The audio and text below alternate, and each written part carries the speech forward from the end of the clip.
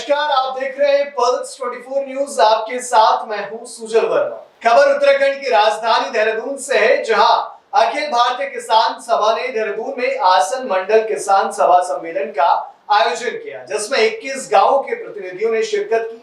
साथ ही भारी संख्या में ग्रामीण किसानों ने भी सम्मेलन में हिस्सा लिया।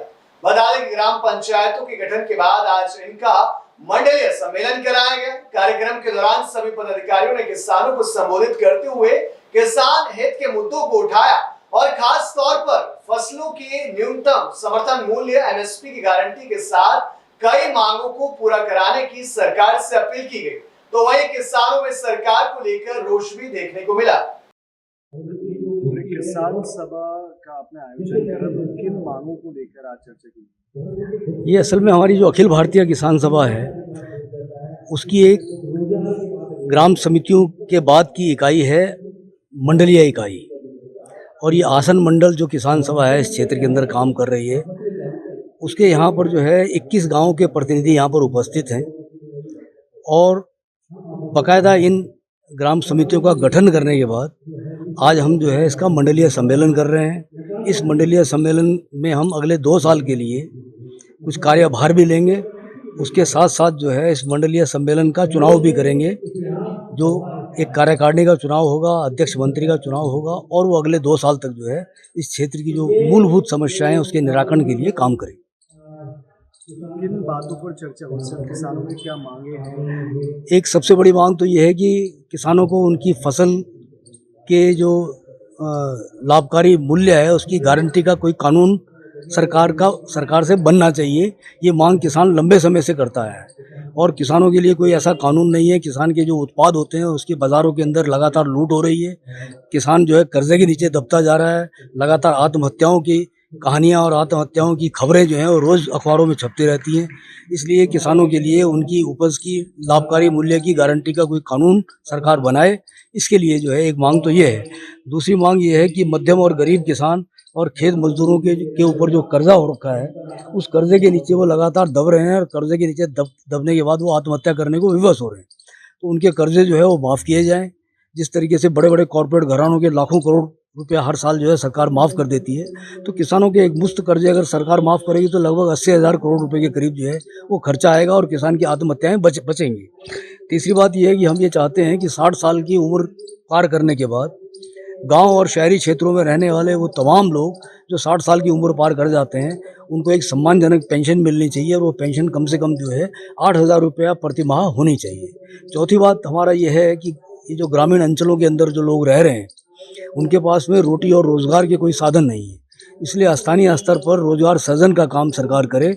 उसके लिए यहाँ पर बाकायदा हम लोग प्रस्ताव पारित करेंगे और इसके साथ साथ जो है मनरेगा की जो योजना है वो ग्रामीण क्षेत्रों के साथ साथ शहरी क्षेत्रों के अंदर भी चलाई जाए। 600 रुपया मनरेगा मजदूर की कम से कम दिहाड़ी हो और उसको 200 दिन का काम जो है वो मिले साल भर में, तो उनका जो परिवार का ताकि भरण पोषण हो सके।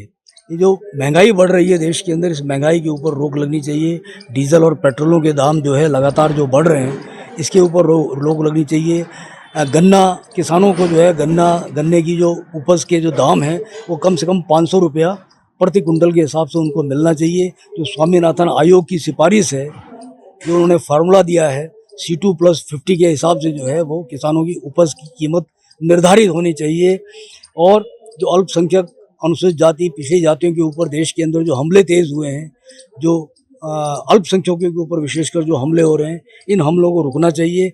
धर्म और राजनीति का जो घालमेल कर जो है इस देश के अंदर वोटों की लूट हो रही है, इसके ऊपर अंकुश लगना चाहिए और जो संविधान सम्मत जो चीज़ें हैं वो रहनी चाहिए देश के अंदर। जो नौकरियां हैं लोगों की, उन नौकरियां लोगों को समय पर मिलनी चाहिए। और जिस तरीके से सरकार जो है बड़ी बड़ी सिटीज़ यहाँ पर बना रही है, पूरे उत्तराखंड के अंदर 19 सिटी बनाने का सरकार का प्राविधान है। किसानों की ज़मीनों को जो है कौड़ी के भाव लेकर जो है बड़े पूंजीपतियों और कॉरपोरेट घरानों को जो देने की साजिश चल रही है, उस साजिश के ऊपर रोक लगनी चाहिए। इसके संदर्भ में भी हम लोग प्रस्ताव करने जा रहे हैं। सरकार की जो लाभदायक स्कीम्स है किसान को लेकर, उससे कितना लाभदायक वो साबित हो रही है उत्तराखंड के किसानों के लिए जो लाभदायक स्कीमें हैं वो सरकार जो है एक लाभदायक स्कीम तो ये है कि सरकार किसान मांग रहा है उसको उपज के लाभकारी दाम किसान कह रहा है कि हमको C2+50 के हिसाब से जो फार्मूला स्वामीनाथन ने दिया था, उस फार्मूले के हिसाब से हमें जो है पैसा दिया जाए। सरकार वो ना करके 2,000 रुपये जो है किसानों के खाते में डाल रही है। उस 2,000 रुपये से उसकी जीविका और उसका परिवार क्या चलेगा? तो इसलिए जो है सरकार की जो स्कीमें हैं, जिनको सरकार किसानों के कल्याणकारी स्कीम बताती है, वो स्कीमें जो है किसानों के लिए कोई लाभकारी नहीं है। एक वो किसान पेंशन की बात सरकार करती है, 1,000 रुपये महीना किसानों को देने की बात करती है। वो चंद किसानों को मिल रही है, वो भी सबको नहीं मिल रही है। जो खेत मजदूर हैं उनको नहीं मिल रही है। तो ये जो स्कीमें हैं, ये स्कीमें सिर्फ भ्रम पैदा करने के लिए हैं, किसानों को लाभ पहुँचाने वाली स्कीमें नहीं है। सर, आपका नाम और पद? मेरे को शिव प्रसाद देवली कहते हैं। मैं जिला पंचायत का पूर्व चेयरमैन भी रहा हूँ और मैं उत्तराखंड किसान सभा का प्रदेश का कोषाध्यक्ष हूँ। मेरा नाम दलजीत सिंह है। मैं डिस्ट्रिक्ट का चेयरमैन हूँ और किसान सभा का आज ये आसन मंडल का जो भी प्रोग्राम चल रहा है, इसमें हम बिजी हैं। और हमारा किसान सभा का, वैसे मैं आपको खुलेआम बताता हूँ कि ये एक संगठन जो कि 100 साल से भी पुराना है और लगातार हिंदुस्तान के किसानों का नेतृत्व कर रहा है। आज हम इस कड़ी में हैं कि हमारी इलेक्शन हर 3 साल के बाद होती है और अब ये हमारी प्रक्रिया शुरू हो चुकी है। आज आसन में है, कल को डोईवाला में होगा, खैरी में होगा। हर जगह हम अपनी कमेटियों का संगठन करते हैं और ये कमेटियां 3 साल के लिए आगे किसान सभा का काम करती हैं। और हमारे लिए सबसे बड़ी आजकल जो सरकार ने समस्या पैदा कर रखी है, वो बहुत से ऐसे ऐलान कर देती है जिनका उनके पास कोई भी हल नहीं होता।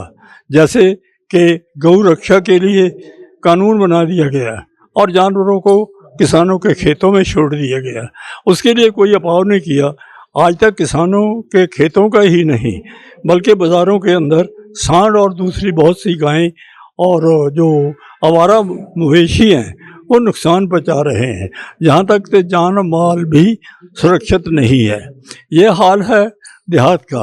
और बाहर का तो कहना ही क्या कि यहाँ जितने भी अगर साथ में जंगल ना होते तो यहाँ मवेशियों की बाढ़ आ जाती, लेकिन काफ़ी जंगल की तरफ चले जाते हैं। लेकिन फिर भी जो जितने भी जानवर हैं मवेशी, वो नुकसान पहुंचाते हैं। रही बात जंगली जानवरों की, उसका तो मैं कुछ कह ही नहीं सकता।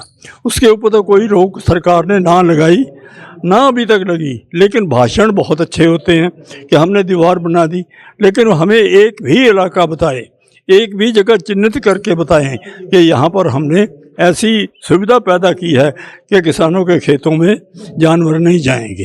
तो ये सब चीज़ों को लेकर के, रही बात वैसे किसान उत्पीड़न की, वो हमारा एक एजेंडा होता है जिससे हम जो फसलों के बारे में और जो उनके हम ये चाहते हैं कि स्वामीनाथन जी के कमीशन ने जो किसानों के लिए रिकमेंडेशन की थी, सब जितनी भी वस्तुएं हैं उनका दाम उसके मुताबिक किए जाएं।